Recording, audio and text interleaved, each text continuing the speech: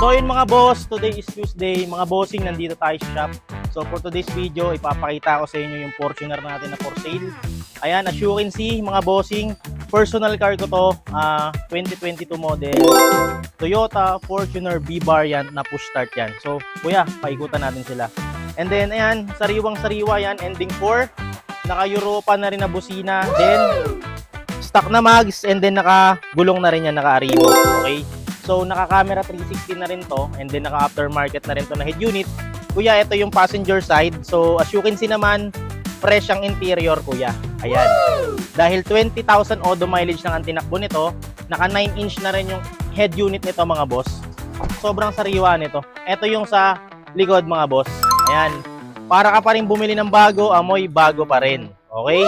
So, ayan mga bossing ko. B variant to. So, naka-back cam na rin ng Lilobo.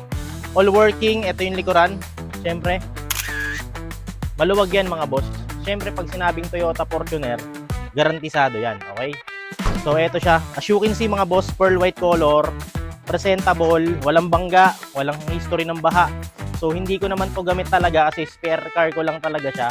So, 20k lang tinakbo niyan. Kuya, pakita mo yung driver side. Yan, naka-carbon na rin yung steering wheel and then yung paddle shifter. Okay? So, naka-Lenovo na rin na dashcam kasama na yan. So, hybrid na rin yung head unit niyan. Naka-360. So, mga boss, binebenta ko nga pala to sa 1,430,000. At the same time, maninigurado ka dahil sa akin nakapangalan to. At sa akin mismo gamit ko to. Kaya, sure na sure ka na legit to mga boss.